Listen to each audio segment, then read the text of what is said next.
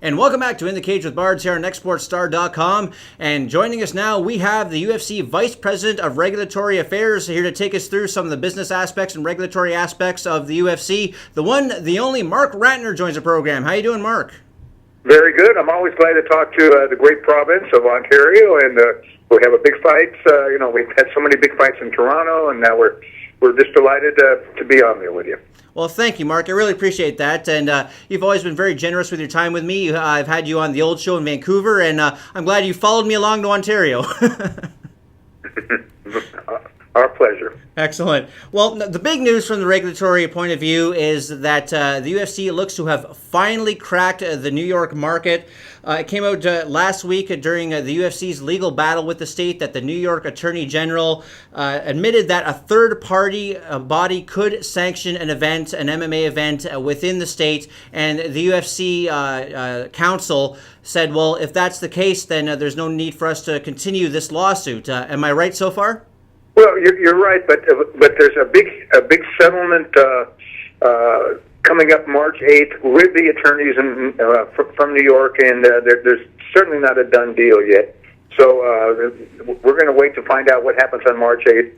Our ultimate goal is not to go through a third party, but to have the state regulate the sport, and that's been our fervent goal from the very beginning. If it came to pass that we went with a third party, then the state would get no revenue at all. It would cost them $500,000 just in state taxes and revenue. It makes no sense for the state not to regulate it.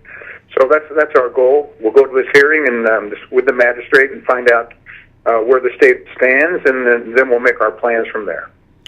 But just for the sake of expediency, would the UFC entertain the sanctioning with a third-party sanctioning body like the World Kickboxing Association, the U.S. Judo Association, bodies like this? For the sake of expediency, just to get things going in New York, would the UFC be open to that if all of the doors were closed? We would certainly entertain that thought. But our first thing is to go to this hearing with the magistrate and go from there. So, we'll know a lot more on March 8th. Yeah, so with the judge, he's been pressing both sides to settle. So you're thinking that March 8th, that there will be some sort of announcement as to when the UFC can make their long-awaited debut. I know you guys have been talking about doing Madison Square Garden for a long time. So March 8th is the target for that announcement? I don't know if that's the date, but at least that's when we're meeting with the magistrate on the settlement hearing. So, we're just doing one step at a time. The lawsuit could continue also. That for all we know, that there will be no settlement, and that the lawsuit will still continue, and still have to have discovery appear before the judge. And so there's just a lot of steps here. I think it was maybe not misreported, but people were saying, "Boy, we're going to have a fight here in 2 weeks or 6 weeks or whatever," and the UFC's coming. So we want to just do one step at a time and make sure everything is in line. Sounds fair. And let's be honest, this whole case of New York blocking the sport of MMA, this has a lot more to do with union politics than it does anything having to do with the sport. The Culinary Union in Nevada has been at odds with the Fertitta brothers, who own station casinos there and, of course, have the majority ownership of the UFC. And really, this is more about the Culinary Union trying to force the hand of the Fertittas about union labor in their casinos than has anything to do with MMA. Am I correct on that?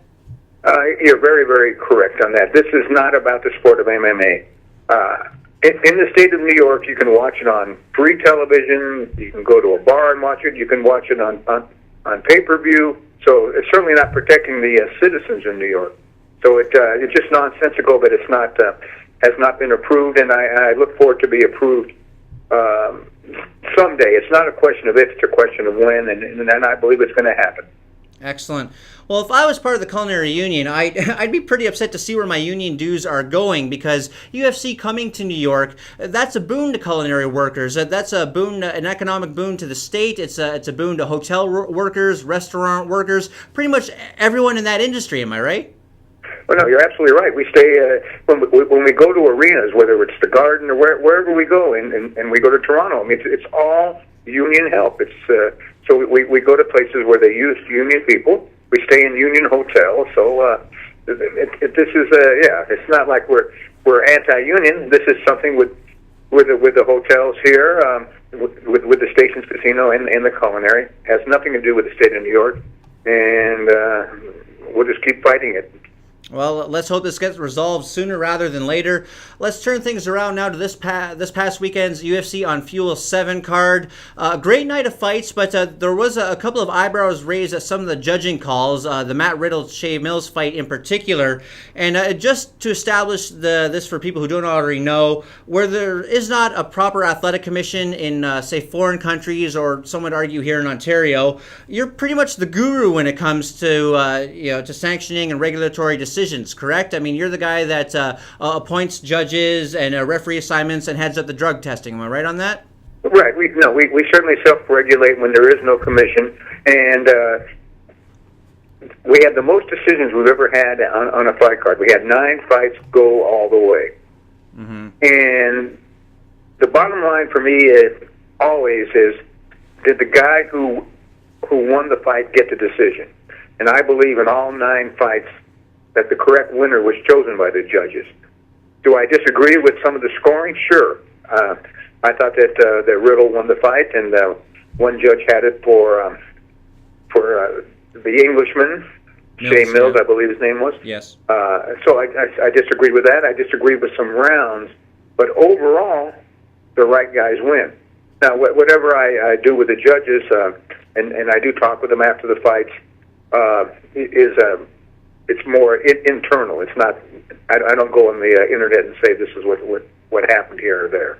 Sure, okay, and I can understand you not wanting to go public with that information, but well, when you see questionable decisions, let's not even localize it to the Riddle-Mills fight, but when you see questionable decisions like that, there is an internal review process that happens. It absolutely happens, and it happened as soon as the fight was over. It started. Okay. So yeah, so no, I believe in accountability, and I take complete responsibility because, as you say, we are self-regulating, and it's my job. I want to keep deepening the pool of officials.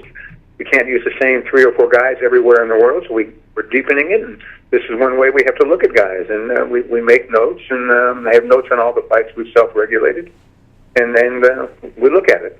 Yeah. Another really interesting thing that came out of the England trip was Dana White's seemingly turning about face on the subject of TRT. Now he does feel that is cheating, and he wants to, using his words, test the bleep out of people who are approved for this therapy. Has any edict been passed along to you so far regarding that subject? No, it's something that we're going to be discussing more and more. We have a huge fight this weekend, as everybody knows, with Ronda Rousey, and it's just that's taking up all our time. And one of the fighters on there, Dan Henderson, has a TUE exemption, so he'll be fighting. Mm-hmm. Well, it's something that we'll be talking about more, but not this week. This is a big week. All our attention is in Anaheim, California, and Ronda's fight and Dan Henderson's fight. Should be a wonderful, wonderful night. Yeah, it should be a great card. I'm really looking forward to this weekend. But if UFC goes forward with the additional testing, have you given any thought to what form that testing may take, whether it's random blood testing, whether it's carbon isotope testing, things of that nature? We really haven't been able to discuss it because we came home from London Sunday night, and we're working on this on the show this weekend and one in Tokyo. But yeah, we'll come up with a policy. We'll meet with Dana pretty soon to find out exactly, but it won't be for the next few days. Fair enough. And one question that people ask me a lot, and I thought I'd just pass on, is why not just outlaw TRT altogether? Because a lot of the research I've done on the subject suggests that athletes who are in their prime that suffer from low testosterone, it's likely that the reason they do is from previous steroid use. So if that's the case, like Michael Bisping went on record and he said, well, if your balls don't work, maybe you shouldn't be fighting. Why not just wipe it all out off the mat together?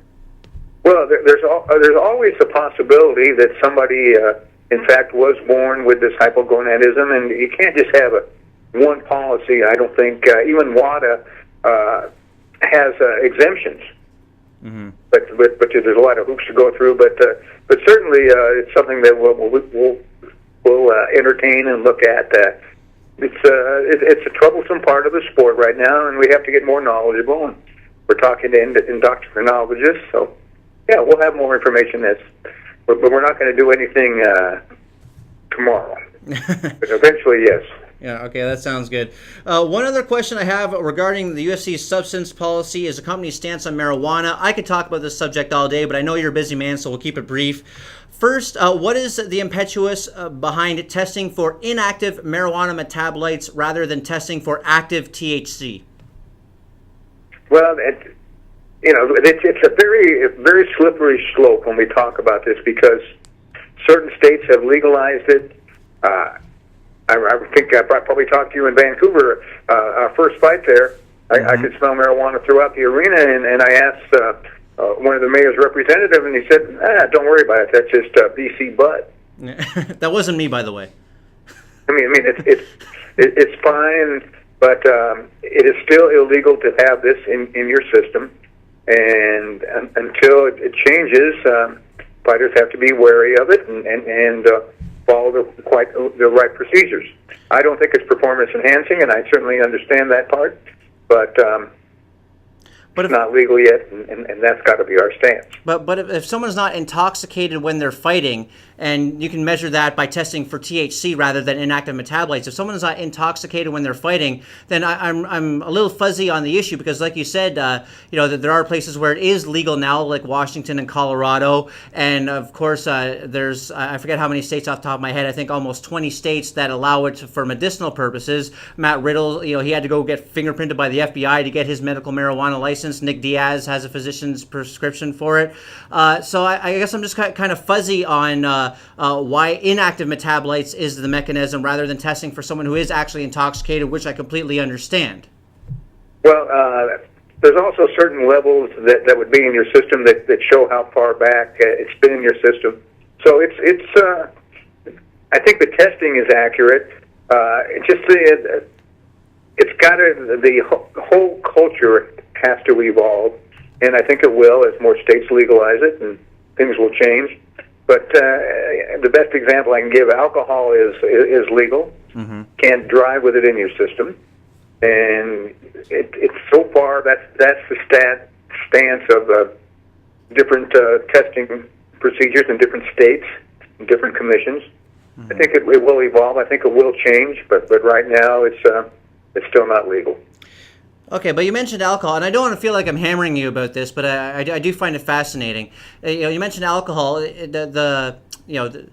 The thing that it kind of jumps out to me about alcohol versus marijuana, that if someone goes out for a few drinks on Friday night but shows up Monday morning at work and clear-eyed and ready to be productive, that's not a problem. But inactive marijuana metabolites stay in your system up to 30 days. So if someone smoked a joint a month ago, I guess me, just as a private citizen, has a hard time recognizing a putative measure for that.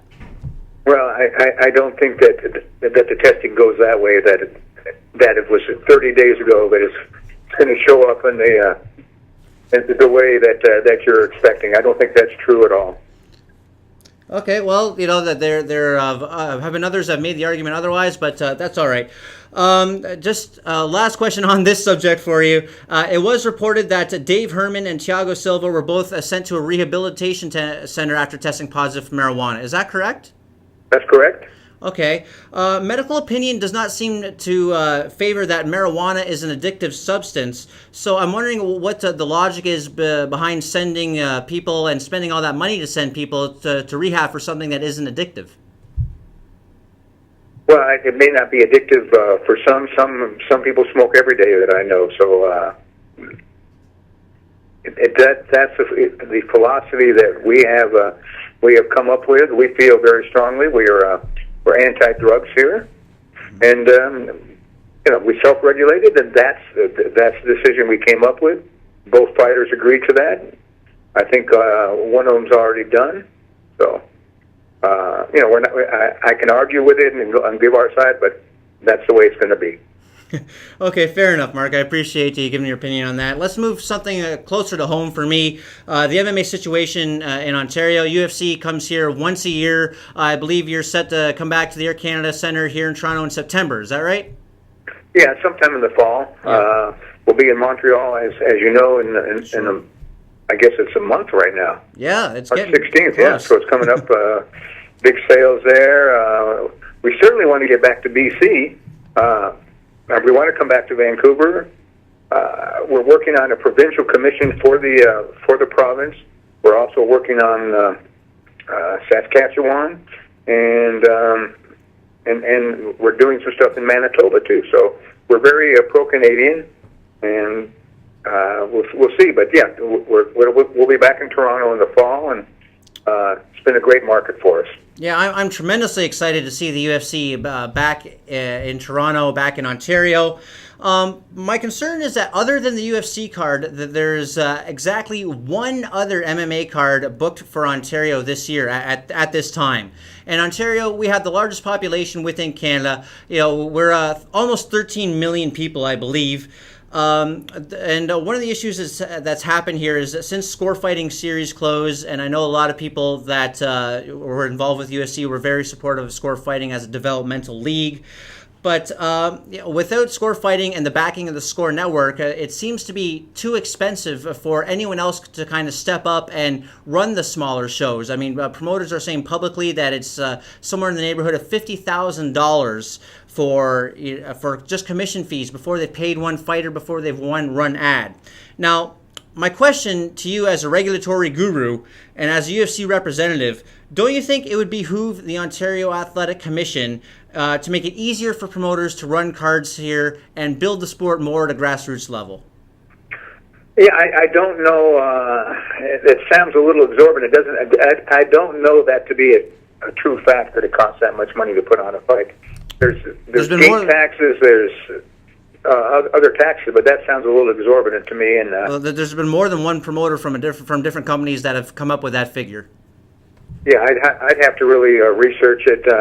I think that the Ontario Commission they certainly treat us fairly. They do a good job of regulating, and we've had no problems there. I just don't know about other promoters or what the requirements are financially. I just don't know, but I can check that out. I will. Well, I would appreciate if you would do that, Mark, because we always like having someone who actually knows what they're doing weigh in on these things. And I thank you so much for joining the program today, Mark. It's been an absolute just pleasure to speak with you again. You can be followed at Marc Ratner UFC on Twitter. And if you have any other shout-outs or thank yous or anything like that you want to do, this is your time, my friend. Well, no, I just want to say we love going to Canada. It's our biggest market besides America. It's still a little ahead of Brazil. Brazil's coming on strong, though. Yeah. But it's a worldwide sport, and I do feel bad that Rory McDonald got hurt because I really enjoy watching him fight. We've moved that card around a little bit in Montreal. Have people watch Ronda and our show this weekend and get ready for Diaz and George, and we just keep going. So it's an exciting time for MMA and the UFC. Excellent. And you brought up Rory McDonald. I guess I should ask you quickly. He's not expected to be out for very long. Could he come back on a Canadian card? Are you guys going to be running Stampede in Calgary again this summer? I don't think we'll be in Calgary this summer. Calgary, we did very well in the. We had a lot of problems on the card with injuries. Yeah. But as long as Rory gets himself ready, hopefully he'll be ready in the fall, and we'll get him right back out there. Let's hope. Marc Ratner, UFC Vice President of Regulatory Affairs here on In the Cage with Bards on Nextsportstar.com, and we'll be back with more MMA action right after this.